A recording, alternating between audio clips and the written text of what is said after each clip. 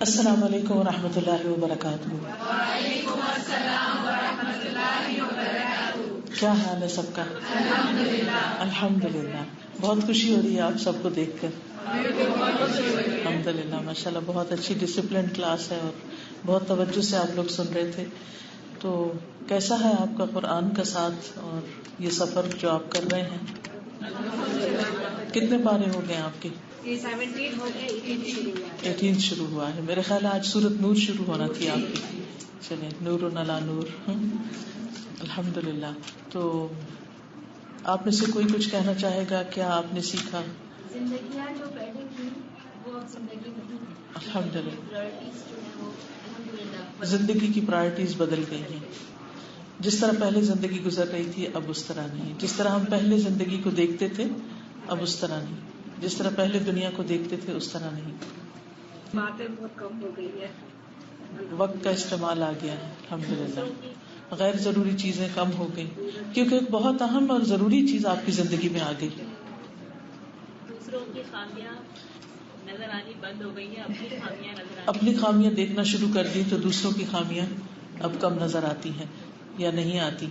اس کے بارے میں آپ دیکھیے کہ جب ہم دوسروں کی خامیاں دیکھتے ہیں اور دوسروں کی برائیاں کرتے ہیں تو دراصل اپنے آپ ہی کو نقصان دے رہے ہوتے ہیں۔ کام ہم کر رہے ہوتے ہیں، محنت ہم کر رہے ہوتے ہیں، عبادت ہم کر رہے ہوتے ہیں اور دوسروں کی برائیاں کر کے وہ ساری محنت ان کے حوالے کر دیتے ہیں۔ یعنی یہ ایسا ہی ہے جیسے کوئی شخص جاب کرے اور ہر روز جو کچھ کمائے لا کر وہ اپنے دشمن کو دے دے یا جس کو وہ پسند نہیں کرتا اس کے حوالے کر دے۔ تو دنیا کے مال کے بارے میں تو ہم ایسا نہیں کرتے، لیکن اپنے اعمال کے بارے میں ہم کچھ ایسا ہی کر رہے ہیں کہ جو کچھ کماتے ہیں وہ ان کو دے دیتے ہیں جن کو ہم ناپسند کرتے ہیں۔ اللہ سبحانہ وتعالی ہمیں غیبت سے بچنے کی توفیق عطا فرمائے۔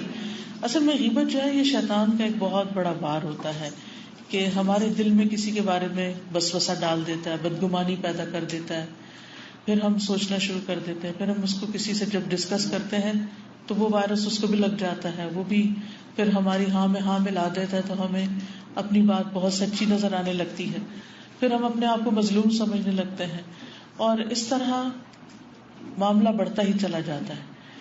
تو اگر انسان ابتدا میں ہی اس چیز کو بہت زیادہ اہمیت نہ دے، وسوسہ جو آئے، خیال جو ایسا آئے اس کو جھٹک دے اور اس کے بعد جو کچھ اس کو کرنا ہے وہ کرتا رہے اور کوئی بھی معاملہ اللہ کے سپرد کر دے تو بہت سے معاملات تو آہستہ آہستہ خود ہی ختم ہو جاتے ہیں۔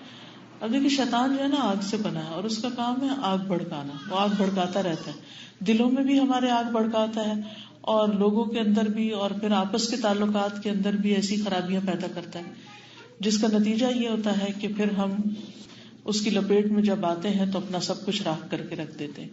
تو اگر انسان کو یہ احساس ہو کہ یہ سب شیطان کی طرف سے ہے تو اس صورت میں انسان صبر سے کام لے اور اس کو چھوڑ دے تو آپ دیکھیں کہ آگ کتنی بھی بڑھ کے آہستہ آہستہ خود بخود اس کے شعلے نیچے ہونے لگتے ہیں اور ایک وقت آتا ہے کہ وہ بجھ جاتی ہے، بجھانے سے بھی بجھتی ہے، لیکن اگر نہ بھی بجھایا جائے، چھوڑ بھی دیا جائے تو پھر اس کا انجام جو ہے وہ آگے بڑھنا نہیں ہوتا۔ چلیے، آپ سب کو کارڈز مل گئے؟ نحمده ونصلی علی رسولہ الکریم، اما بعد فاعوذ باللہ من الشیطان الرجیم، بسم اللہ الرحمن الرحیم، رب اشرح لی صدری ویسر لی امری واحلل عقدۃ من لسانی یفقہوا قولی۔ صحیح بخاری میں ایک حدیث آتی ہے، حدثنا صدقة بن الفضل اخبرنا الولید عن الاوزاعی قال حدثني عمیر بن ہانئ قال حدثني جنادة بن ابی امیۃ حدثني عبادة بن الصامت عن النبي صلی اللہ علیہ وسلم قال من تعار من الليل فقال لا الہ الا اللہ وحدہ لا شریک له له الملک وله الحمد وهو على كل شيء قدیر الحمد للہ وسبحان اللہ ولا الہ الا اللہ واللہ اکبر ولا حول ولا قوة الا باللہ ثم قال اللهم اغفر لي او دعا استجیب له فإن تودع وصلى قبلت صلاته۔ امام بخاری کہتے ہیں کہ ہم سے صدقہ بن فضل نے بیان کیا وہ کہتے ہیں صدقہ، کہتے ہیں صدقہ نام ہے.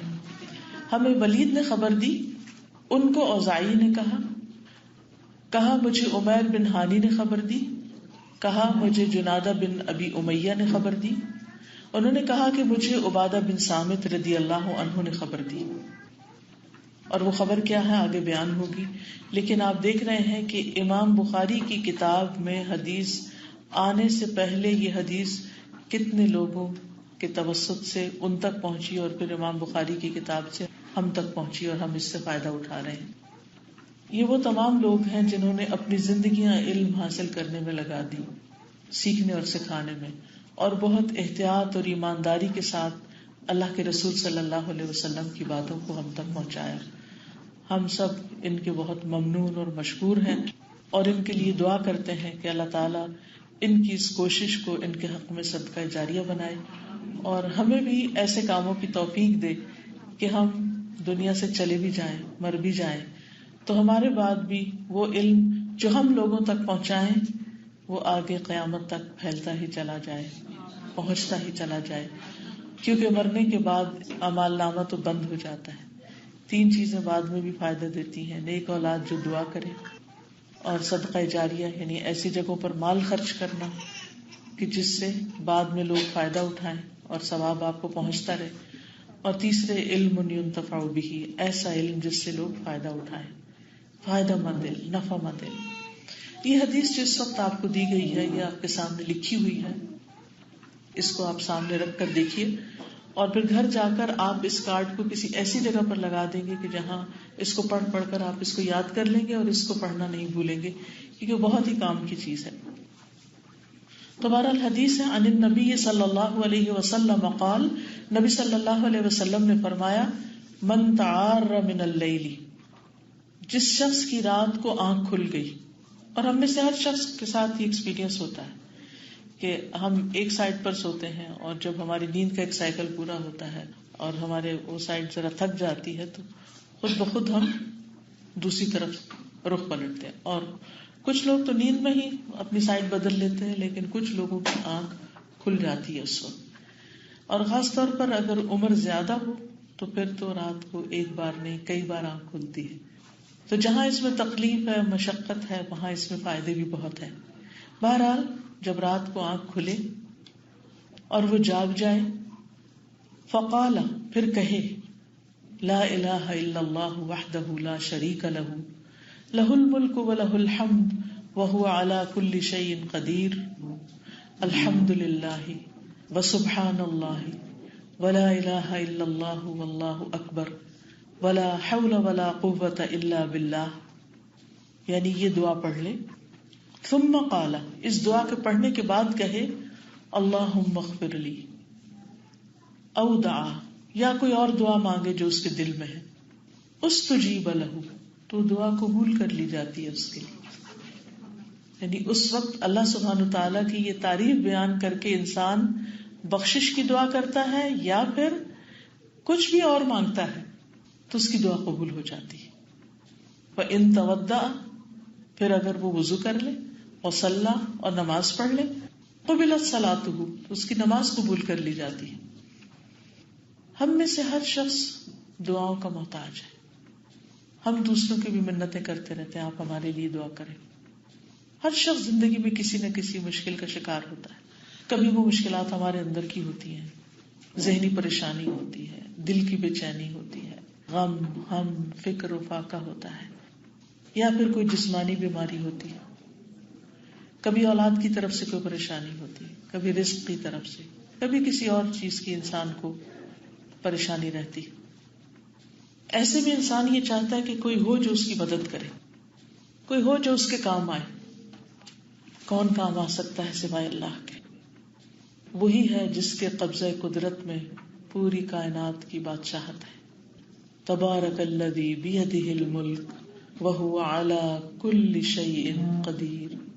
بہت بابرکت ہے وہ جس کے ہاتھ میں تمام کائنات کی بادشاہت ہے اور وہ ہر چیز پر قادر ہے، وہ سب کچھ کر سکتا ہے. تو انسان جب اس کے سامنے ہاتھ پھیلاتا ہے یا اس سے فریاد کرتا ہے یا اس سے دعا مانگتا ہے تو وہ دعا قبول کر لیتا ہے. اور خاص طور پر آدھی رات کو اگر آنکھ کھل رہی ہے اور آپ اللہ کا ذکر کرتے ہیں اور دعا مانگتے ہیں تو یہ ایک بہت ہی سنہرا موقع ہوتا ہے. اس وقت کو ضائع نہیں کرنا چاہیے. اور بعض لوگوں کے ساتھ تو یہ مشکل ہوتی ہے کہ وہ جب ان کی آنکھ کھل جائے تو دوبارہ آنکھ لگتی نہیں، کافی دیر تک سو نہیں پاتے، پریشانیاں، غم اور ہم ان کو گھیرے رکھتے ہیں. لیکن اس وقت ان کو یہ سمجھ نہیں آتا کہ اب ہم کریں کیا پڑھیں. نبی صلی اللہ علیہ وسلم نے ہمیں زندگی کے ہر موقع کے بارے میں بہترین رہنمائی دی. اب آپ دیکھیے کہ یہ رات کو آنکھ کا کھلنا اور رات کو انسان کا اندھیرے میں بے چین ہونا، یہ ایک قدرتی سی بات ہے اور ہر ایک کو کم و بیش کسی نہ کسی طرح اس کا ایکسپیرینس کرنا پڑتا ہے. سوچئے اللہ کے رسول صلی اللہ علیہ وسلم نے ہمیں اس وقت بھی تنہا نہیں چھوڑا اور اس وقت بھی بغیر تعلیم اور بغیر رہنمائی کے نہیں چھوڑا کہ ہم پریشان رہیں اور حیران رہیں اور فکر مند رہیں کہ اب ہم کریں کیا، ہمیں نیند نہیں آ رہی، اب کدھر جائیں، کیا ہو. نہیں، اس وقت بھی بتا دیا گیا کہ اب آپ یہ کریں. لیکن افسوس یہ کہ یہ سارے خزانے کتابوں میں موجود ہیں. یہ ایسا ہی ہے جیسے ہمارے گھر میں بڑے بڑے باکسز ہوں اور اس میں ہیرے جواہرات بھرے ہوئے ہوں اور ہم نے ان کو لاک کر کے بند کر کے بس سجا کے رکھا ہوا ہو. آج ہمارا حال یہی ہے کہ ہمارے گھروں میں یہ ساری کتابیں ہوتی ہیں. اکثر گھروں میں بخاری ہوتی ہے اور بڑی خوبصورت چھپی ہوئی، اور پھر ہم اس کے ساتھ کیا کرتے ہیں کہ ڈرائنگ روم میں یا کہیں بھی اس کی ساری جلدوں کو خوبصورت طریقے سے سجا کے لگا دیتے ہیں اور اس کو پڑھتے نہیں. حل موجود ہے، رہنمائی موجود ہے، لیکن ہمیں علم نہ ہونے کی بنا پر ہم اس سے صحیح طور پر استفادہ نہیں کر سکتے. ہم الگ پریشان ہیں. یہ ایسے ہی ہے کہ جیسے کوئی بیمار ہو اور اس کے گھر میں دوا رکھی ہوئی ہو لیکن لا علمی کی وجہ سے وہ اس دوا کو کھا نہ سکے اور تکلیف میں تڑپتا رہے، پریشان رہے، بے چین رہے. تو ہمیں اس پر اللہ سبحانہ تعالیٰ کا شکر گزار ہونا چاہیے. ہمیں اس پر رسول اللہ صلی اللہ علیہ وسلم کا شکر گزار ہونا چاہیے. ہمیں اس پر امام بخاری کا شکر گزار ہونا چاہیے.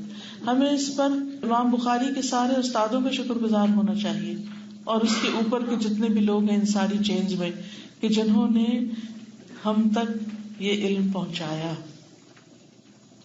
ہم میں سے ہر شخص کی یہ خواہش ہوتی ہے کہ اس کی دعا قبول ہو. ہر شخص یہ چاہتا ہے، ہر شخص یہ چاہتا ہے اس کی پریشانیاں دور ہوں، اس کے غم دور ہوں. ہر شخص یہ چاہتا ہے اس کی نمازیں قبول ہوں. لیکن ایک چھوٹا سا نسخہ، ایک چھوٹی سی چیز جو اتنے بڑے ثواب، اتنے بڑے اجر اور اتنی بڑی مشکلات اور بے شمار مشکلات کا حل ہے، اس سے ہم محروم ہیں. کیوں؟ تو آئیے اس کو دل و جان سے سیکھتے ہیں اور پھر اس کو عمل میں بھی لاتے ہیں انشاءاللہ تعالی. اب اس میں آپ دیکھیے کہ اس وقت آپ اس کو پڑھیے، میں بھی پڑھتی ہوں، اور کسی کے پاس اگر گھڑی ہے تو دیکھے کہ اس کو پڑھنے میں کتنی دیر لگی. اسٹاپ واچ آن کر لیجیے اور خود پڑھیے. ہر ایک اپنے اپنے اسٹاپ واچ سے پڑھ کے دیکھے اس کو کتنا ٹائم لگا، پھر مجھے بتائیے. یہاں سے آپ کو پڑھنا ہے، یہ جو کارڈ ہے نا بس اسی کو پڑھ لیجیے. لا الہ الا اللہ لا الہ الا اللہ وحدہ لا شریک لہ لہ الملک ولہ الحمد وہو علی کل شیء قدیر الحمد للہ وسبحان اللہ ولا الہ الا اللہ واللہ اکبر ولا حول ولا قوة الا باللہ اللہم اغفر لی.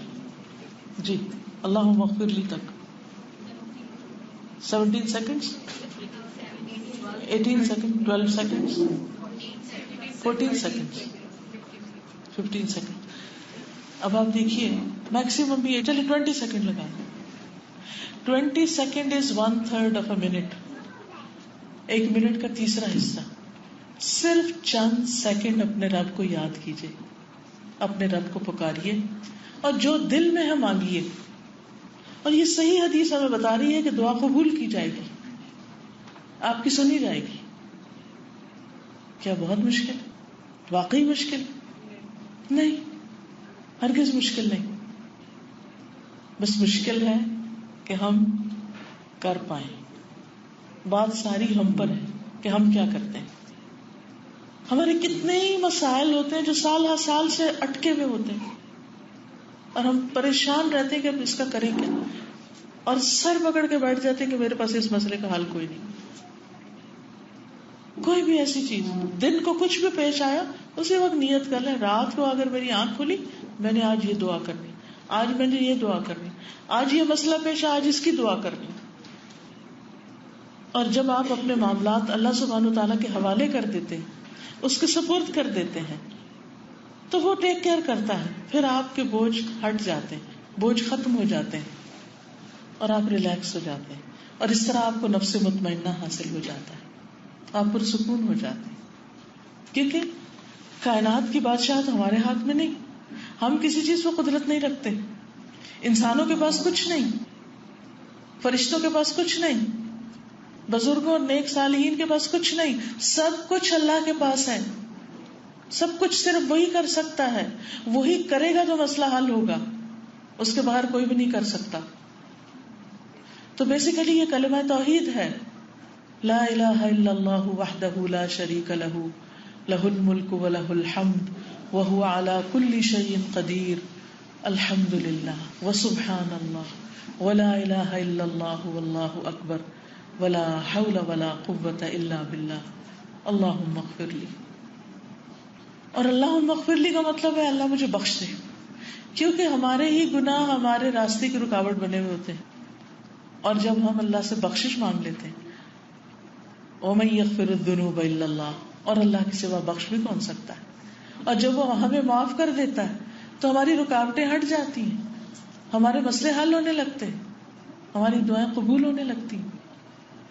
رزق کا معاملہ ہو, اولاد کا معاملہ ہو, دنیاوی خوشحالی کا معاملہ ہو, تو سورۃ نوح میں کیا آتا ہے استغفار کے بارے میں؟ فَقُلْتُ اسْتَغْفِرُوا رَبَّكُمْ إِنَّهُ كَانَ غَفَّارًا يُرْسِلِ السَّمَاءَ عَلَيْكُمْ مِدْرَارًا وَيُمْدِدْكُمْ بِأَمْوَالٍ وَبَنِينَ وَيَجْعَلْ لَكُمْ جَنَّاتٍ وَيَجْعَلْ لَكُمْ أَنْهَارًا مَا لَكُمْ لَا تَرْجُونَ لِلَّهِ وَقَارًا. میں نے کہا اپنے رب سے استغفار کرو. فَقُلْتُ اسْتَغْفِرُوا رَبَّكُمْ إِنَّهُ كَانَ غَفَّارًا, بے شک وہ بہت زیادہ بخشش کرنے والا ہے. يُرْسِلِ السَّمَاءَ عَلَيْكُمْ مِدْرَارًا, تم پر آسمان بھیجے گا, یعنی بارشیں برستے بادل آئیں گے, خوب بارشیں برسیں گی. وَيُمْدِدْكُمْ بِأَمْوَالٍ, تمہیں مالوں سے مدد دے گا, مالوں سے, صرف مال نہیں, مالوں سے. يُمْدِدْكُمْ بِأَمْوَالٍ وَبَنِينَ, اور بیٹوں سے. نہیں ہے تو عطا کرے گا, ہے تو مددگار بنا دے گا ان کو, اگر نافرمان ہے تو فرما بردار ہو جائیں گی. وَيَجْعَلْ لَكُمْ جَنَّاتٍ, تمہارے لیے باغ پیدا کرے گا. وَيَجْعَلْ لَكُمْ أَنْهَارًا, تمہارے لیے نہریں بہا دے گا. مَا لَكُمْ لَا تَرْجُونَ لِلَّهِ وَقَارًا, کیا ہے تمہیں کہ تم اللہ کے لیے کوئی وقار نہیں رکھتے, یعنی اللہ تعالیٰ کو وہ امپورٹنس نہیں دیتے جو کہ تمہیں دینی چاہیے. تو آپ دیکھیے کہ اللہ سبحانہ وتعالی کس طرح ہماری مشکلات آسان کرتے ہیں. ہم سوتے ہیں وہ جاگتا ہے. لا تأخذہ سنۃ ولا نوم, اس کو نہ نیند آتی ہے اور نہ اونگ آتی ہے. ہمارے آس پاس سب سو رہے ہوتے ہیں, وہ نہیں سوتا. ہم مدد میں کسی انسان کو پکاریں بھی تو اس وقت وہ تو بیچارہ خود مدد کا محتاج ہوتا ہے, وہ اپنے مسائل کا شکار ہوتا ہے. رب کے دینے میں کوئی کمی نہیں, اس کے دونوں ہاتھ بھرے ہوئے ہیں, اور جب سے کائنات بنی ہے وہ خرچ کر رہا ہے, اور پھر بھی کچھ کمی نہیں ہوئی, وہ دیتا ہی چلا جا رہا ہے. ہم مانگنے والے نہیں, ہمیں مانگنا نہیں آتا, ہم مانگتے نہیں, یقین سے نہیں مانگتے, پورے اطمینان سے نہیں مانگتے. تو مانگنا سیکھیں. دعا میں ایک دفعہ کہلوا دیتی ہوں تاکہ پروننسیشن آپ کا ٹھیک ہو جائے, اور سب مل کے بھی پڑھ لیتے ہیں, اور پھر اس کے بعد انشاءاللہ مزید تھوڑی سی اس کی وضاحت کروں گی. لا الہ الا اللہ وحدہ لا شریک لہ لہ الملک ولہ الحمد له الملك وله الحمد وهو على كل شيء قدير الحمد لله وسبحان الله ولا إله إلا الله والله أكبر ولا حول ولا قوة إلا بالله اللهم اغفر لي. اس میں آپ دیکھیے کہ کتنے کلمات ہیں. ایک ہے لا الہ الا اللہ. اس کا ترجمہ کیا ہے؟ اللہ کے سوا کوئی معبود نہیں. وحدہ وہ اکیلا ہے. لا شریک لہ اس کا کوئی شریک نہیں. لہ الملک بادشاہی اسی کی ہے. وَلَهُ الْحَمْدُ اور سب تعریف اسی کے لیے ہے. وَهُوَ عَلَى كُلِّ شَيْءٍ قَدِيرٌ اور وہ ہر چیز پر کامل قدرت رکھتا ہے. الحمدللہ سب تعریف اللہ ہی کے لیے ہے. وَسُبْحَانَ اللَّهِ اور اللہ پاک ہے. وَلَا إِلَٰهَ إِلَّا اللَّهُ اور اللہ کے سوا کوئی معبود نہیں. وَاللَّهُ أَكْبَرُ اور اللہ سب سے بڑا ہے. ولا حول ولا قوة الا باللہ اور اللہ کی مدد کے بغیر نہ برائی سے بچنے کی ہمت ہے نہ نیکی کرنے کی طاقت. حول اور قوت ایک ہی چیز ہے، ملتے جلتے الفاظ ہیں. تو ایک میں برائی سے بچنے کی طاقت اور ایک نیکی کرنے کی طاقت نہیں مگر اللہ ہی کی مدد کے ساتھ. اللہم اغفر لی اے اللہ مجھے بخش دے. اب ذرا آپ مل کے اس دعا کو ایک دفعہ اونچی آواز میں پڑھیے سب. لا الہ الا اللہ وحدہ لا شریک لہ لہ الملک ولہ الحمد وہو علی کل شیء قدیر الحمد للہ وسبحان اللہ ولا الہ الا اللہ واللہ اکبر ولا حول ولا قوة الا باللہ. اب آپ دیکھیے کہ یہ کلمہ تو سب کو آتا ہے. لا الہ الا اللہ وحدہ لا شریک لہ بچپن سے سکھا دیتے ہیں. الحمدللہ بھی آتا ہے، سبحان اللہ بھی آتا ہے، ولا الہ الا اللہ بھی آتا ہے، واللہ اکبر بھی آتا ہے، ولا حول ولا قوة الا باللہ بھی آتا ہے، اللہم اغفر لی بھی آتا ہے. سب کچھ تو آپ کو آتا ہے، مشکل تو ہے ہی نہیں کچھ. صرف ترتیب یاد رکھنی، کیونکہ عام طور پہ ہم سبحان اللہ والحمد للہ ولا الہ الا اللہ واللہ اکبر کہتے ہیں، یہاں الحمدللہ پہلے. تو جس طرح نبی صلی اللہ علیہ وسلم نے سکھایا ہے اسی طرح اس کو پڑھنے کی ضرورت ہے، اسی ترتیب کے ساتھ، تو پھر انشاءاللہ زیادہ فائدہ ہوگا. اس میں آپ دیکھیے کہ سب سے پہلے لا الہ الا اللہ کہ اللہ کے سوا کوئی معبود حقیقی ہے ہی نہیں، وہی عبادت کے لائق ہے. اب دیکھیے کہ اللہ سبحانہ تعالیٰ کو سب سے زیادہ جو چیز ناپسند ہے وہ شرک ہے، کہ اس کے ساتھ کسی کو شریک ٹھہرایا جائے. اور سب سے زیادہ جو چیز اس کو محبوب ہے وہ توحید ہے، کہ اس کو ایک قرار دیا جائے کہ وہ ایک ہے. لا الہ الا اللہ. اور الہ کا مطلب کیا ہے؟ معبود برحق. کیا مطلب ہے؟ معبود برحق. معبود برحق کا مطلب کیا ہے؟ حقیقی معبود جس کا حق ہے کہ وہ معبود بنے، باقی سب جھوٹے ہیں. اصل معبود وہی ہے، عبادت کے لائق وہی ہے. اور پھر اس کی مزید تاکید ہے وحدہ. پہلے ہم نے کہہ دیا لا الہ الا اللہ، لیکن پھر مزید تاکید وحدہ لا شریک لہ. پھر شرک کی نفی بھی کی، شریک ہے ہی کوئی نہیں. تو آپ دیکھیے کہ جب کسی بات کو اثبات اور نفی میں کیا جاتا ہے، اس کا مطلب کیا ہے کہ ایک دفعہ افرمیشن اور دوسری دفعہ اس کے اپوزٹ کی نگیشن کی جاتی ہے تو بات پکی مضبوط ہوتی.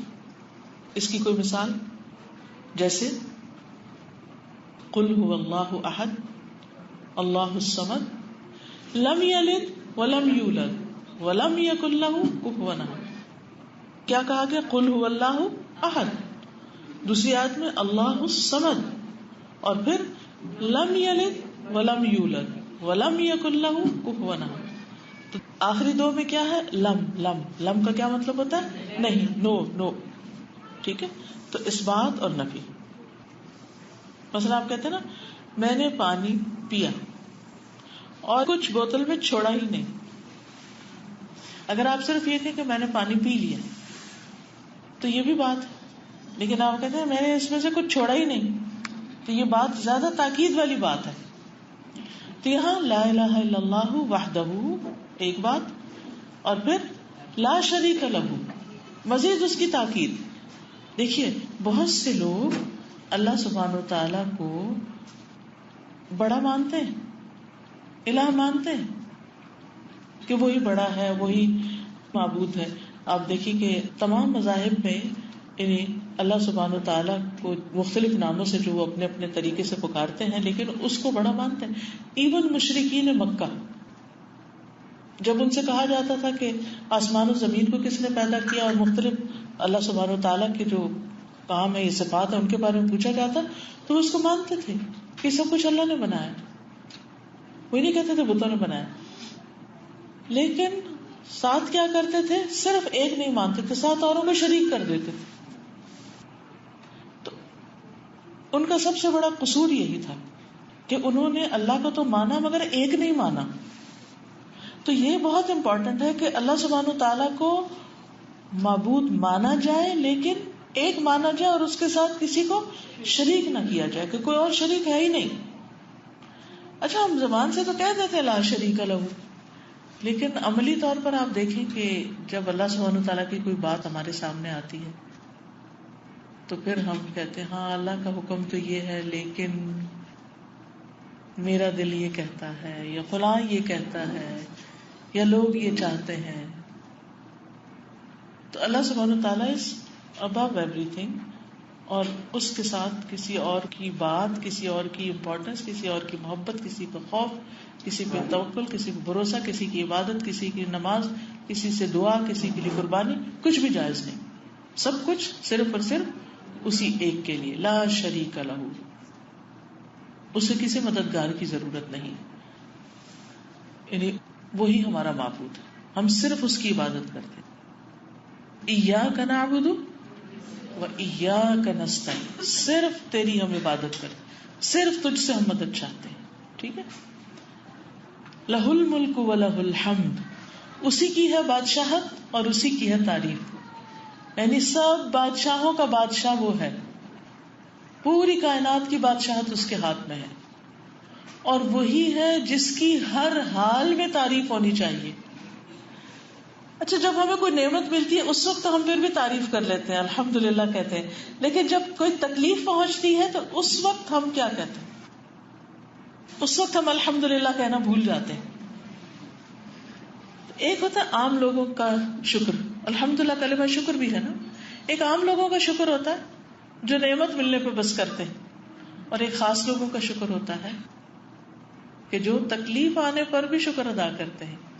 وہ کیوں تکلیف آنے پہ شکر؟ ہاں وہ اس لیے کہ اللہ کا شکر ہے کہ اس سے بڑی تکلیف نہیں آئی، اور یہ بھی سوچتے ہیں کہ اس تکلیف کے ذریعے اللہ سبحانہ و تعالی مجھے کسی اور بڑی تکلیف سے بچا رہا ہے کہ میں پہلے سے ہوشیار ہو جاؤں. بعض اوقات کسی کے سر میں درد ہوتی ہے تو وہ اصل میں سر میں نہیں ہوتی، وہ پرابلم کہیں اور ہوتا ہے. آپ گولی کھاتے ہیں آرام نہیں آتا، آپ چائے پیتے ہیں آرام نہیں آتا، آپ کو اور ٹوٹکے کرتے ہیں آرام نہیں آتا، تو پھر آپ کو کہاں جانا پڑتا ہے؟ ڈاکٹر کے پاس. تو ڈاکٹر ایسا تو نہیں کرتا کہ آپ کو بس سنے کہ ہاں سر درد ہے تو ٹائلینول لکھ کے دے دے، اچھا جاؤ یہ کھا لو. نہیں، آپ کہتے ہیں یہ سب کچھ میں کر چکی ہوں، میرے سر میں درد ہے. پھر وہ آپ کو ٹیسٹ کرانے کے لیے بھیجتا ہے، اور جب ٹیسٹ ہوتے ہیں تو پتا چلتا ہے کہ مسئلہ تو کچھ اور گڑبڑ تھا. اب بتائیے اگر یہ سر درد نہ ہوتا تو وہ بڑے مسئلے کا تو نہ پتا چلتا کہ وہ بڑی بیماری اندر چھپی ہوئی تھی. وہ تو اس درد کے ذریعے ہی سامنے آئی. تو بہت سی چیزیں جو ہمیں زندگی میں بہت تکلیف دہ لگتی ہیں، ناپسند ہوتی ہیں، نفس کے خلاف ہوتی ہیں، سخت ناگوار ہوتی ہیں، لیکن اللہ سبحانہ و تعالیٰ ان کے ذریعے ہمیں کسی بڑی مشکل سے بچانا چاہتے ہیں، ان کے ذریعے ہمیں کچھ سکھانا چاہتے ہیں، ان کے ذریعے ہمیں اپنا قرب عطا کرنا چاہتے ہیں. عام حالات میں ہم کیسی دعائیں مانگتے ہیں اور تکلیف کے وقت کیسے مانگتے ہیں. عام حالات میں کتنا اللہ کو یاد کرتے ہیں جب خوشحالی ہو، اور تکلیف کے وقت کتنا یاد کرتے ہیں. اور پھر بہت سی چیزیں نکھر کے کھل کے سامنے آ جاتی ہیں جو عام حالات میں نہیں آتی. نہ صرف یہ کہ لوگ کھل کے سامنے آ جاتے ہیں، ہمارا اپنا آپ بھی ہم پہ کھل جاتا ہے کہ ہم کتنے پانی میں، ہم کتنے صابر ہیں، ہم کتنے شاکر ہیں، ہماری ایمان کا لیول کیا ہے، ہم اللہ کی رضا پہ کتنے راضی ہیں، ہم اس کی تقدیر پہ کتنے راضی ہیں. ہم ویسے تو کہتے ہیں نا تقدیر کو بھی مانتے ہیں، ایمان کا حصہ ہے، ایک پلر ہے ایمان کا، لیکن وہ تقدیر جب ہم پہ نافذ ہوتی ہے تو پھر ہمارا حال کیا ہوتا ہے. کتنی چیزیں ہوتی ہیں نا زندگی میں، کچھ ایسے فیصلے ہوتے ہیں، کچھ ایسی سچویشن ہوتی ہیں بڑی ہی ناگوار ہوتی ہیں، لیکن پھر ہم سوچ کے صبر کر لیتے ہیں. اسی تقدیر میں لکھا تھا نا. کوئی شخص حادثے میں چلا جاتا ہے، مال کا نقصان ہو جاتا ہے، کچھ بھی ہوتا ہے، کیا چیز مومن کو صبر دیتی ہے کہ یہ تقدیر میں تھا، اللہ کا فیصلہ ہے. اور اللہ کا کوئی فیصلہ غلط نہیں ہے، اللہ کا کوئی فیصلہ ظلم پر مبنی نہیں ہے. اللہ سبحانہ وتعالیٰ کا ہر فیصلہ ہمارے حق میں خیر ہی کا فیصلہ. ہم اپنے لیے عافیت مانگتے رہیں، لیکن جب کوئی چیز ہمیں ناگوار ہو تو اس پر صبر اور شکر بھی کریں. وَلَهُ الْحَمْدُ. اب آپ دیکھیں، آپ کا دل دکھی ہے، رات کو آپ سوئے ہوئے ہیں، آپ کی نیند کھل گئی اور آپ کو نیند نہیں آ رہی، اور آپ کہتے ہیں لَهُ الْمُلْكُ وَلَهُ الْحَمْدُ. ساری بادشاہت تو اسی کی ہے اور ساری تعریف بھی اسی کے لیے ہے. اور اس حال میں بھی آپ اللہ کی تعریف کر رہے ہیں، تکلیف میں بھی، بے چینی اور پریشانی میں بھی. کیا وہ سن نہیں رہا؟ وہ سن رہا ہے، وہ دیکھ رہا ہے. کیا ایسے بندے سے اللہ راضی نہیں ہوگا کہ جو تکلیف میں بھی اللہ کی تعریف کرتا ہے اور اللہ کا شکر ادا کرتا ہے؟ تو آپ دیکھیے کہ پورے شعور سے پھر رات کو پڑھیے لہ الملک ولہ الحمد وہو علی کل شیء قدیر. اور وہ ہر چیز پر قادر ہے، یعنی اسے کوئی چیز عاجز کر ہی نہیں سکتی. کوئی اس کا ہاتھ نہیں پکڑ سکتا کہ آپ فلاں کو اتنا نہیں دیں گے. دنیا میں تو ایسا ہوتا ہے نا کہ ایک شخص کو ڈیسائیڈ کرتا ہے کسی کے ساتھ کوئی خیر کرنے کا، اگر وہ شیئر کر لے کسی سے، مشورہ ہی کر لے تو اسے روک دیتے، نہ یہ نہ کرنا. اللہ کو تو کوئی نہیں روک سکتا. خوب قدرت رکھتا ہے، پورا کنٹرول ہے، اور کوئی چیز اس کی قدرت سے باہر نہیں. یہ کوئی کہے کہ بھئی یہ تو نعوذ باللہ اللہ کے بس کی بات نہیں، اس کے لیے کچھ بھی مشکل نہیں، کچھ بھی مشکل نہیں. اس کے بعد ہم الحمدللہ پھر کہتے ہیں یہ سب تعریف اللہ کے لیے، وسبحان اللہ، اور اللہ پاک ہے. اب اس میں بھی آپ دیکھیے الحمدللہ کیا ہے کہ یہاں ہم اس بات کر رہے ہیں کہ تعریف اللہ کے لیے، یعنی سارے اچھے اچھے نام، اچھی اچھی صفات سب اللہ کے لیے. اور سبحان اللہ، اللہ تعالیٰ ہر طرح کی ناقص صفات سے پاک ہے، کہیں کوئی کمی نہیں، کوئی ڈیفیکٹ نہیں اس کی کسی صفت میں، اس کے کسی کام میں، اس کے کسی فعل میں، اس کی ذات میں. اور باقی ساری مخلوق کمی سے بھری ہوئی ہے، کمی سے پاک ہو ہی نہیں سکتی. کتنا بھی کوئی بڑا ہو، نیک ہو، طاقتور ہو، ہر ایک کمزور ہے، لیکن اللہ کے یہاں کوئی کمزوری نہیں. سب سے بڑی بات ہے کہ آیت الکرسی جیسے لا تأخذہ سنۃ ولا نوم، نہ اسے نیند آتی ہے نہ اونگ آتی ہے. کس کے پاس ہو سکتا ہے اتنا بڑا کنٹرول کہ جو نیند اور اونگ سے پاک ہے؟ تو یہ بھی دراصل اللہ تعالیٰ کی تعریف ہے. یعنی ایک تعریف ہم یوں کرتے ہیں الحمدللہ کہہ کے، اور ایک تعریف ہم یوں کرتے ہیں سبحان اللہ کہہ کے، کہ اللہ تعالیٰ ہر عیب سے، ہر نقص سے پاک ہے، اس میں کوئی نقص نہیں. ہمیں کتنی قوت دیتی ہے نا یہ بات کہ جس رب سے ہم وابستہ ہیں، جس رب کے آگے ہم ہاتھ پھیلائے ہوئے، جس رب کے آگے ہم سجدہ کر رہے ہیں، وہ ہر نقص سے پاک ہے. پھر لا الہ الا اللہ واللہ اکبر. لا الہ الا اللہ کیا ہے؟ کلمہ توحید ہے، کلمہ اخلاص ہے. اور ولا حول ولا قوت الا باللہ، نہیں کوئی طاقت اور قوت مگر اللہ کے ساتھ. یعنی انسان قوت اور طاقت سے بری ہے، انسان کے پاس کوئی طاقت نہیں، کتنا بھی کوئی طاقتور ہو وہ اللہ کے آگے کچھ بھی طاقتور نہیں. دنیا میں لوگوں کو اپنی طاقت پر بڑا زوم ہوتا ہے اور بڑا فخر ہوتا ہے، غرور ہوتا ہے. کسی کو مال کی طاقت کا غرور ہے تو کسی کو کسی اور چیز کے اوپر غرور ہے. لیکن یہ سب کچھ فانی ہے، کامل ہے ہی نہیں، باقی ہے ہی نہیں. لیکن ہمارے پاس جو بھی طاقت اور قوت ہے، جتنی بھی ہے، بولنے کی ہے، دیکھنے کی ہے، سننے کی ہے، کرنے کی ہے، بھاگنے کی ہے، دوڑنے کی، یہ ساری کی ساری صرف اللہ کی توفیق سے ہے. جس دن وہ یہ توفیق چھین لے ہم ایک لفظ بھی نہیں بول سکتے، ہم سامنے پڑی چیز بھی نہیں دیکھ سکتے، ہم امپورٹنٹ سے امپورٹنٹ ضروری بات بھی نہیں سن سکتے. اور حق اور ہدایت کی بات اور قرآن کی سمجھ کی بات وہ تو ویسے نہیں آ سکتی جب تک اللہ توفیق نہ دے، جب تک وہ دل نہ کھولے، جب تک وہ پردے نہ ہٹائے. تو ہم جو کچھ کر رہے ہیں، چاہے ہم نماز پڑھیں، چاہے ہم یہ قرآن پڑھ رہے ہیں یا پڑھا رہے ہیں، یا آج یہاں مل کے بیٹھے ہیں یا یہاں پہنچے ہیں اور یہ باتیں کر رہے ہیں، یہ صرف اور صرف اللہ کی توفیق سے ہوا ہے. ہمارے اندر کوئی طاقت نہیں، ہمارے پاس کچھ نہیں تھا کہ ہم یہاں آ بیٹھتے. یہ سارے مواقع، یہ ساری اپرچونٹیز صرف اسی کی دی ہوئی ہیں. تو ہمارا کسی بھی چیز پہ جو کنٹرول ہے، کہیں تک بھی ہماری ریچ اور پہنچ ہے، ہم جو کچھ بھی کر رہے ہیں یہ صرف اللہ ہی کی قدرت اور اللہ ہی کی طاقت سے ہمیں ملا ہے. ہمارا اپنا پرسنل ذاتی کچھ بھی نہیں ہے. اور پھر یہ سب کچھ پھر اس کے ارادے اور مشیت پر ہے. وہ جس کو جتنی چاہے توفیق دے دے، جتنی چاہے ہمت دے دے، اور جس کو نہیں چاہتا نہ دے. آپ دیکھیے کہ اگر آپ کو رات کو اٹھ کر اللہ کے حضور کھڑے ہونے کی توفیق ہے، یقین مانیے صرف اللہ ہی کی مدد سے ہے. اور کتنے ہی لوگ تمنا کرتے رہ جاتے ہیں کہ اللہ ہم اٹھ سکیں، اور آپ دیکھیں راتیں کتنی لمبی ہو گئی، 12 گھنٹے کی تو رات ہو گئی.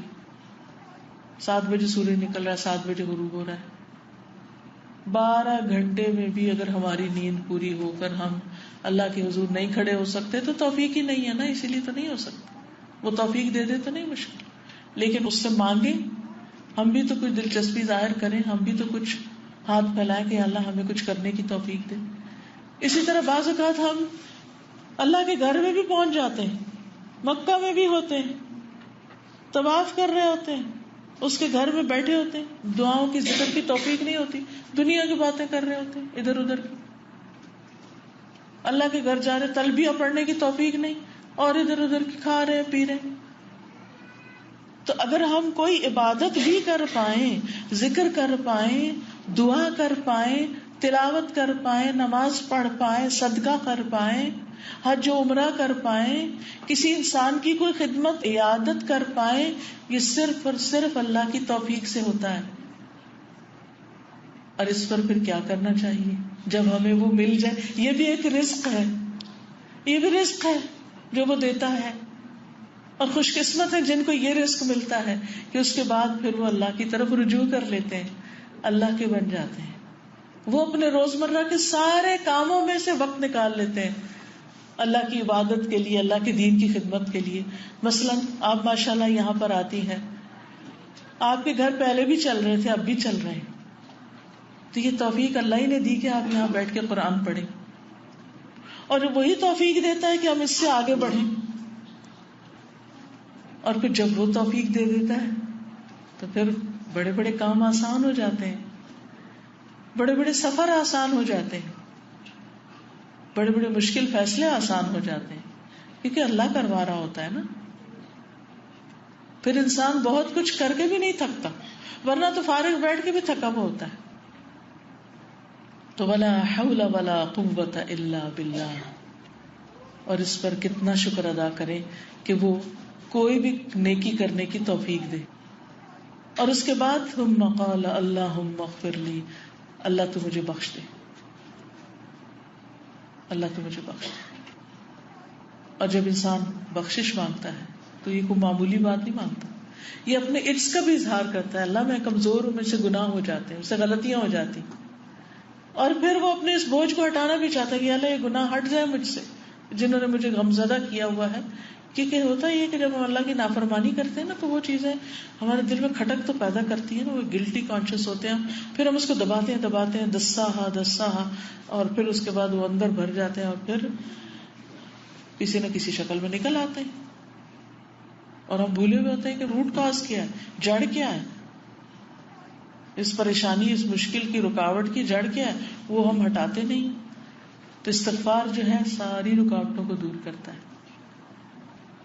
اور پھر اتنی ساری اللہ کی حمد و ثنا کرنے کے بعد جب رات کے اندھیروں میں تنہا آپ اللہ کو پکارتے, اللہ مغفر لی, اللہ مجھے بخش دے, اللہ مجھے معاف کر دے, تو آپ دیکھیے کہ پھر اللہ تعالیٰ آپ کی دعا فوراً قبول کر لیتا ہے.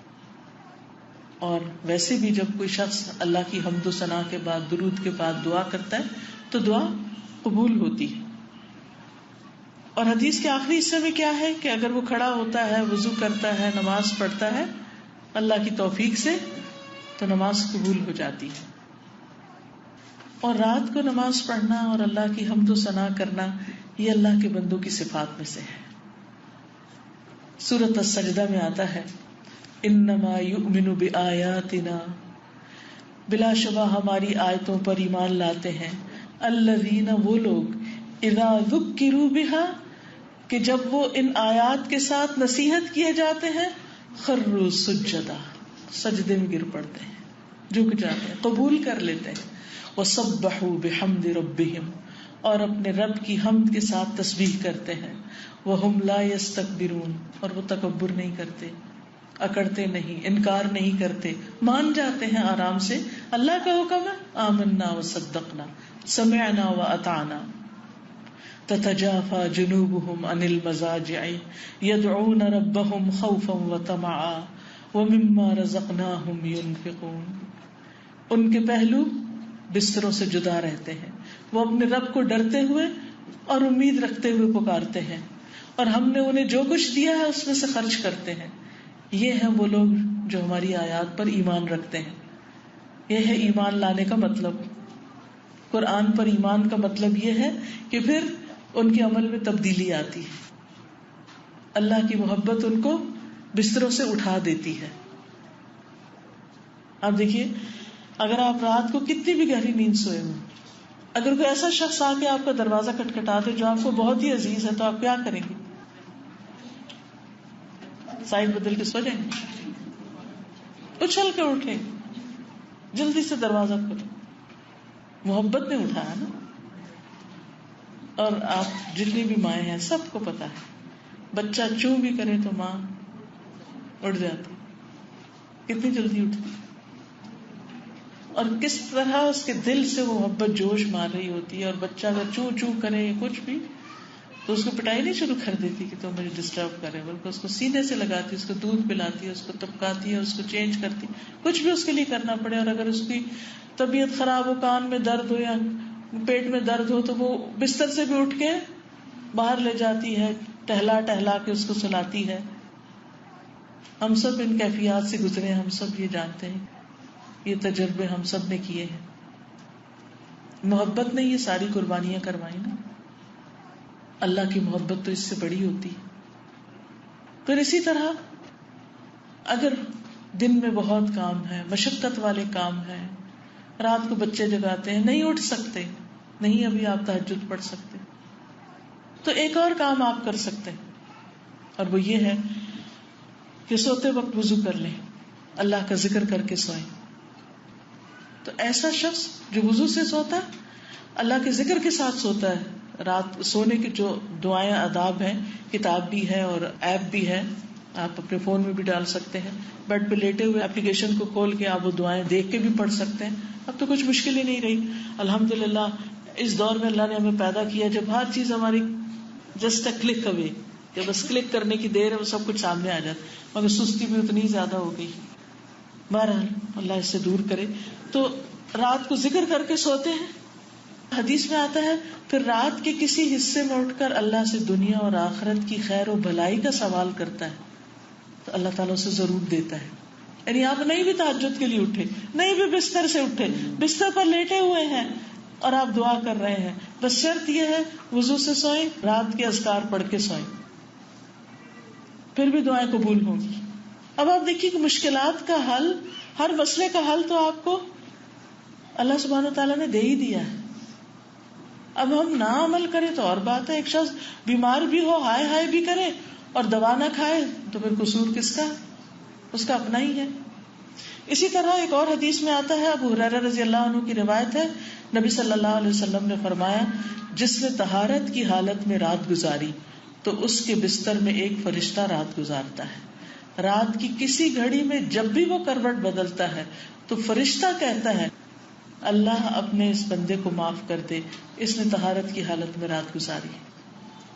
یعنی آپ باوضو سوئے، پھر وضو چلا بھی گیا، لیکن ابتدا جس چیز سے ہوئی اس کو کنسیڈر کیا جائے گا.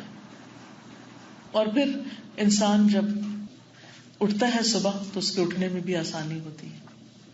شیطان تو سوتے ہوئے 3 گریں لگاتا ہے نا، لیکن جب انسان اللہ کا ذکر کرتا ہے تو ایک گرہ کھل جاتی، وضو کرتا ہے تو دوسری، اور نماز پڑھ لیتا تو ساری گریں کھل جاتی ہیں، اور صبح کو حشاش بشاش خوش مزاج اٹھتا ہے.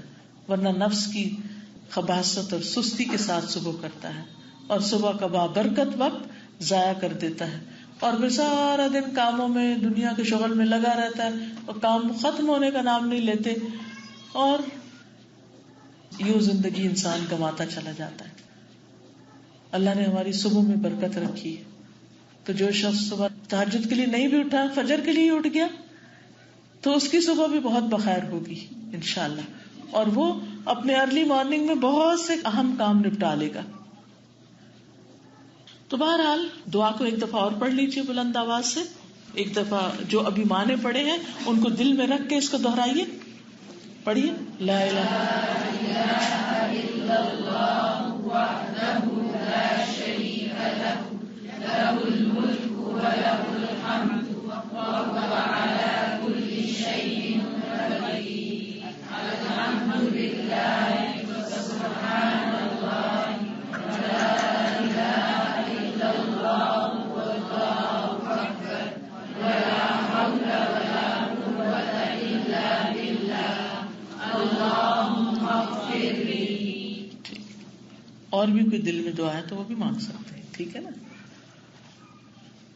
اصل میں ہمارا اس بات پہ یقین ہونا چاہیے کہ اگر اللہ سبحانہ و تعالیٰ کسی خیر و بھلائی کے پہنچانے کا ہمیں ارادہ کر لے، کوئی اس کو نہیں روک سکتا، اور اگر وہ کوئی تکلیف پہنچائے تو اسے دور بھی کوئی نہیں کر سکتا. سورۃ الانعام آیت 17 میں آتا ہے، وَإِن يَمْسَسْكَ اللَّهُ بِضُرٍّ فَلَا كَاشِفَ لَهُ إِلَّا هُوَ وَإِن يَمْسَسْكَ بِخَيْرٍ فَهُوَ عَلَى كُلِّ شَيْءٍ قَدِيرٌ. اگر اللہ تجھے کوئی تکلیف پہنچائے تو اس کے سوا اسے کوئی دور کرنے والا نہیں، اور اگر وہ تجھے کوئی بھلائی پہنچائے تو وہ ہر چیز پر پوری طرح قادر ہے. اور یہ جو کلمہ ہے سبحان اللہ والحمد للہ ولا الہ الا اللہ واللہ اکبر، الگ سے بھی یہ پڑھا جائے، یعنی رات کے علاوہ دن میں بھی آپ پڑھتے ہیں تو اس کی بڑی فضیلت ہے. انس رضی اللہ عنہ کہتے ہیں کہ ایک بدو نبی صلی اللہ علیہ وسلم کے پاس آیا اور کہا کہ اے اللہ کے رسول صلی اللہ علیہ وسلم، مجھے کسی بہترین چیز کی تعلیم دیجیے، کوئی اچھی سی چیز بتائیے. جیسے ہم ایک دوسرے سے کہتے ہیں کوئی اچھی سی بات بتائیں. نبی صلی اللہ علیہ وسلم نے اس کا ہاتھ پکڑا اور فرمایا، اس طرح کہا کرو، سبحان اللہ والحمد للہ ولا الہ الا اللہ واللہ اکبر. تو بدو نے ان 4 چیزوں کو اپنی انگلیوں پہ گنا. سبحان اللہ کیسے؟ اس طرح، سبحان اللہ والحمد للہ ولا الہ الا اللہ واللہ اکبر، اور چل دیا. ابھی جا رہا تھا، کچھ سوچنے کے بعد پھر آ گیا. نبی صلی اللہ علیہ وسلم مسکرا دیے اور فرمایا، خستہ حال بدو کچھ سوچنے لگ گیا، کچھ سوچ میں پڑ گیا. اس نے کہا، ہے اللہ کے رسول، سبحان اللہ والحمد للہ ولا الہ الا اللہ واللہ اکبر، یہ تو سارے تعریفی کلمات ہیں اللہ تعالیٰ کے لیے، میرے لیے کیا ہے؟ میں تو اپنے لیے کچھ مانگا تھا. آپ نے فرمایا، اے اعرابی، جب تم سبحان اللہ کہو گے تو اللہ تعالیٰ کہے گا تم نے سچ کہا، صدقتا. جب تم الحمدللہ کہو گے تو اللہ تعالیٰ کہے گا تم نے سچ کہا. جب تم لا الہ الا اللہ کہو گے تو اللہ تعالیٰ کہے گا تم نے سچ کہا. جب تم اللہ اکبر کہو گے تو اللہ تعالیٰ کہے گا تم نے سچ کہا. اور جب تم اللہم اغفر لی کہو گے تو اللہ تعالیٰ کہے گا میں نے بخش دیا. تو اس سے پتہ یہ چلتا ہے کہ استغفار پڑھنے سے پہلے اللہ کی تعریف کر لی جائے کہ سبحان اللہ والحمد للہ ولا الہ الا اللہ واللہ اکبر اللہم اغفر لی. دن کو بھی پڑھ سکتے ہیں آپ، کیونکہ آپ نے بدو کو یہ رات کو پڑھنے کے لیے نہیں کہا تھا. جب بھی پڑھے، رات پڑھے، دن پڑھے. پھر فرمایا جب تم اللہم ارحمنی کہو گے تو اللہ تعالیٰ کہے گا میں نے رحم کر دیا. جب تم اللہم ارزقنی کہو گے تو اللہ تعالیٰ کہے گا میں نے رزق دینے کا فیصلہ کر دیا. بدو نے یہ 7 چیزیں اپنے ہاتھ پہ گنی اور چل دیا، بس ٹھیک ہے کام ہو گیا. رزق کا مسئلہ بھی حل، رحم بھی ہو گیا اور بخشش بھی ہو گئی. تو آپ یہ بھی کر سکتے ہیں کہ کہیں لکھ کے سبحان اللہ والحمد للہ ولا الہ الا اللہ واللہ اکبر اللہم اغفر لی اللہم ارحمنی اللہم ارزقنی، یہ 3 چیزیں ساتھ ڈال دیں. یہ دن میں پڑھ سکتے ہیں. اور یہ کلمات جو ہے نا سبحان اللہ والحمد للہ، یہ میزان پر بہت بھاری ہیں. حضرت ابو سلمہ رضی اللہ عنہ جو حضور صلی اللہ علیہ وسلم کے غلام تھے، ان سے روایت ہے کہ رسول اللہ صلی اللہ علیہ وسلم نے فرمایا بخ بخ واہ واہ. اپنے ہاتھ سے 5 کا اشارہ کیا. کیا کیا؟ 5 کا اشارہ کیا اور فرمایا واہ واہ، یہ میزان میں کتنے بھاری ہیں. یہ سکھانے کا طریقہ تھا آپ کا. یعنی آپ دیکھیں کہ ایک ہی ایک انسان ویسے کہے یہ 5 چیزیں پڑھے، اور ایک یہ ہے کہ ہاتھ سے 5 انگلیوں کا اشارہ بھی اور ساتھ کا واہ واہ. یہ کتنی اچھی چیزیں، یہ کتنے اچھے کلمات ہیں. یہ میزان میں کتنے بھاری ہوں گے. سبحان اللہ والحمد للہ ولا الہ الا اللہ واللہ اکبر. اور 5ویں چیز، کسی کا فوت ہونے والا نیک بیٹا کہ اس کا باپ اللہ تعالیٰ سے ثواب کی امید رکھ کر صبر کرے. یعنی اس کا بھی میزان میں بہت بھاری اجر. اچھا ہم یہ پڑھتے ہیں نا کہ اچھا نیک اولاد ہو اور پھر وہ اس کے لیے دعا کری، تو ہم کہتے ہیں کتنا خوش قسمت ہے وہ، تو اس کے لیے دعائیں ہوں گی، تو ہمارے لیے کیا ہے، ہمارا تو بیٹا ہی نہیں، یا ہماری اولاد ہی نہیں، یا بیٹا تھا تو فوت ہو گیا. کئی دفعہ ایسے جوان بچے فوت ہو جاتے ہیں. تو آپ دیکھیے کہ وہ بھی میزان میں بہت بھاری نیکی ہے کہ انسان اگر کسی چیز سے محروم ہے اور اس پر انسان صبر کرے اور شکوے شکایتیں نہ کرے اور ہر وقت اپنے غم کا رونا نہ روئے، اللہ کا اس پر بھی شکر ادا کرے. پھر یہ گناہوں کو جھاڑنے والے کلمات ہیں. ترمذی کی روایت ہے، انس رضی اللہ عنہ کہتے ہیں کہ رسول اللہ صلی اللہ علیہ وسلم ایک ایسے درخت کے پاس سے گزرے جس کے پتے سوکھ چکے تھے.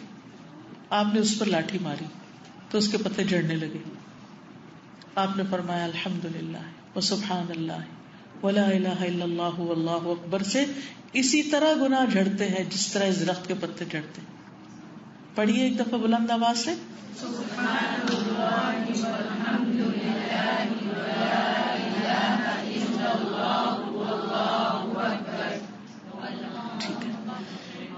یہی باقیات الصالحات بھی ہیں. قرآن مجید میں آتا ہے نا المال والبنون زینت الحیات الدنیا والباقیات الصالحات خیر عند ربک ثوابا وخیر عملا. مال اور بیٹے دنیا کی زندگی کی رونق ہے. مل جائے تو ٹھیک، دنیا میں رونق ہو جاتے، نہیں تو اس سے بہتر بھی ایک اور چیز ہے، وہ ہے جو ہمیشہ باقی رہے گی. مال بھی جانے والا، مال کا لفظی مطلب ہوتا ہے مالا یمیل، اسے کا مطلب ڈلنا. ڈلنے والی چیز ہے، جانے والی چیز ہے، رکنے والی چیز نہیں. اگر آپ روک کے بھی رکھیں ڈیویلیویشن ہو جاتی. تو پھر ابو ہریرہ کہتے ہیں، صحیح ترغیب و ترہیب کی روایت ہے کہ رسول اللہ صلی اللہ علیہ وسلم نے فرمایا اپنا بچاؤ حاصل کر لو. صحابہ نے کہا اللہ کے رسول کیا دشمن آ گیا؟ آپ نے فرمایا نہیں، لیکن تمہارا بچاؤ جہنم سے. سبحان اللہ والحمد للہ ولا الہ الا اللہ واللہ اکبر پڑھو، کیونکہ یہ کلمات قیامت کے دن آگے آ کر پیچھے آ کر تمہارا بچاؤ کریں گے. یہی کلمات باقیات صالحات ہیں، باقیات صالحات ہیں. اور اس میں جو جملہ آتا ہے ولا حول ولا قوت الا باللہ، یہ تو جنت کا خزانہ ہے. اگر ہمیں کوئی دنیا کے خزانے کے بارے میں بتائے تو ہم کیا کریں گے؟ اگر کوئی کہے کہ فلاں جگہ پر جاؤ اور وہاں ایک خزانہ دفن ہے، کوئی پیچھے رہے گا؟ نہیں رہے گا. اور یہ جنت کا خزانہ ہے, کوئی معمولی چیز نہیں ہے, بہت بڑی چیز ہے. آپ صلی اللہ علیہ وسلم نے عبداللہ بن قیس سے کہا, کہو لا حول ولا قوت الا باللہ, کیونکہ یہ جنت کے خزانوں میں سے ایک خزانہ ہے. جب کوئی انسان یہ کلمہ کہتا ہے تو اللہ بندے کو اپنی سپردگی میں لے لیتا ہے. ابو ہریرہ کہتے ہیں ایک مرتبہ نبی صلی اللہ علیہ وسلم نے فرمایا, کیا میں تمہیں جنت کے خزانوں میں سے کسی خزانے کا نہ بتاؤں؟ میں نے کہا کیوں نہیں؟ کہا لا حول ولا قوت الا باللہ. ابو ہریرہ کہتے ہیں میں سمجھتا ہوں کہ آپ نے یہ بھی فرمایا, اس پر اللہ عز و جل فرماتا ہے میرے بندے نے سر تسلیم خم کر دیا اور خود کو سپرد کر دیا. یعنی جیسے انسان پڑھتا ہے نا کہ سبحان اللہ, تو اللہ تعالیٰ کیا فرماتے ہیں, اس نے سچ کہا, الحمدللہ سچ کہا. اور اللہ مغفر لی کہتا ہے تو اللہ بخش دیتا ہے کہ میں اس کو بخش دیا. تو یہاں پر جب لا حول ولا قوت الا باللہ انسان کہتے تو اللہ تعالیٰ فرماتے ہیں اس بندے نے اپنے آپ کو میرے حوالے کر دیا. یعنی ایک توکل ہے, اللہ پہ بھروسہ ہے. پھر اسی طرح یہ جنت کے دروازوں میں سے ایک دروازہ ہے. قیس بن سعد کہتے ہیں ایک مرتبہ ان کے والد نے نبی صلی اللہ علیہ وسلم کی خدمت کے لیے مجھے بھیجا. نبی صلی اللہ علیہ وسلم میرے پاس سے گزرے تو اس وقت میں نماز پڑھ چکا تھا. نبی صلی اللہ علیہ وسلم نے مجھے اپنے پاؤں کے ساتھ ٹھوکر ماری, یعنی ایسے کر کے ہلایا, اور فرمایا کیا میں تمہیں جنت کے دروازوں میں سے ایک دروازے کا نہ بتاؤں؟ میں نے عرض کیا کیوں نہیں اللہ کے رسول؟ آپ نے فرمایا لا حول ولا قوت الا باللہ. اچھا اب دیکھیے کہ کیا ہم بھی لوگوں کو کوئی ایسی بات بتا دیتے ہیں جب وہ ہمارے پاس آتے ہیں کوئی ہماری ہیلپ کرنے کے لیے؟ وہ ایسا تھا نا, کوئی پارٹی ہو, شادی ہو, کوئی گھر شفٹنگ موونگ ہو رہی ہو, تو ہم ایک دوسرے کی مدد کرتے ہیں, تو ہم اس کو عام طور پر یا شکریہ کے الفاظ سے کمپنسیٹ کرتے ہیں, یا کبھی کوئی گفٹ ایک دوسرے کو دے دیتے ہیں, یا پھر کوئی بھی طریقہ ہو سکتا ہے. لیکن اس موقع پر آپ کیا کر سکتے ہیں؟ یہ جو دعا کے کارڈ آپ کو ملے نا, یہ گھر میں رکھا کریں, کیونکہ زبانی ہمیں بتانا نہیں آتا بعض اوقات. گھر میں رکھے ہوئے, کوئی آیا اچانک تو آپ اس کا شکریہ ادا کرنے کے ساتھ ساتھ یہ میری طرف سے گفٹ ہے, آپ اس دعا کو پڑھیں, آپ کو بہت فائدہ ہوگا, آپ کے سارے مسائل کا حل ہے یہ. لیکن ہم اس میں بخل کر جاتے ہیں, خیر کی بات دینے میں, بتانے میں, پہنچانے میں. حالانکہ ہو سکتا ہے کہ جب وہ آپ کا دیا ہوا پڑھے تو اللہ تعالیٰ اس کے اس صدقے کی وجہ سے یا اس شکرانے کی وجہ سے آپ کی بھی دعائیں قبول کرے. تو چھوٹے بڑے کارڈ مختلف سائز کے گھر میں رکھا کریں, اور رکھے ایسی جگہ جو دروازے کے قریب ہو, جب کوئی جا رہا ہو تو یاد آ جائے. اس میں آپ صلی اللہ علیہ وسلم کی سنت کیا بتاتی ہے ہمیں, کہ وہ بچہ آیا آپ کی ہیلپ کرنے کے لیے, اور آپ نے اس کو ایک اچھی بات سکھا کے جنت کا دروازہ دکھا رہا ہوں. اسی طرح یہ جنت کے پودے لگانے والا کلمہ بھی ہے. ابن عمر کہتے ہیں رسول اللہ صلی اللہ علیہ وسلم نے فرمایا کثرت سے جنت کے پودے لگاؤ, بے شک اس کا پانی میٹھا, اس کی مٹی پاک, بس اس کے پودوں کو کثرت سے لگاؤ. انہوں نے کہا یا رسول اللہ صلی اللہ علیہ وسلم اس کے پودے کیا ہیں؟ فرمایا ماشاء اللہ لا قوت الا باللہ. اور اس کلمے کو بھی کثرت سے پڑھنا چاہیے, ہو سکے تو ایک تسبیح دن میں کر لیں. ابو ذر کہتے ہیں کہ مجھے میرے خلیل نے 7 چیزوں کا حکم دیا, 7 چیزوں کی وصیت کی. نمبر 1 کہ میں مساکین سے محبت کروں, مسکینوں سے, ٹوٹے دل والوں سے, دکھی لوگوں سے. عام طور پر کیا ہوتا ہے جو ایسے لوگ ہوتے ہیں سب ان سے بھاگتے ہیں, یہ کچھ مانگ نہ بیٹھے, یہ ہمارا سر کھائے گا, یہ اپنے قصے سنائے گا, یہ میرے سامنے روئے دھوئے گا, بہتر ہے اس کو اوائڈ کرو, بھاگ نکلو. تو آپ نے دیکھا ہوگا کہ جو لوگ بےچارے دکھی ہوتے ہیں کچھ ان کی بات بھی نہیں سنتا, یہ ہر شخص مصروف ہے, بھاگ رہا ہے. تو کبھی بیٹھ جایا کریں, اچھا سنائیں, بتائیں کیا کہتی ہے. اگر اس وقت ٹائم نہیں, کیونکہ بعض اوقات آپ نے بچوں کو اسکول سے لینا ہے, ادھر بھاگنا, اپنا کوئی فرصت کا ٹائم بتا دیں, آپ اس وقت مجھے کال کر لیں, آپ اس وقت مجھے مل لیں, اور بیٹھ کے اس کی سن لیں.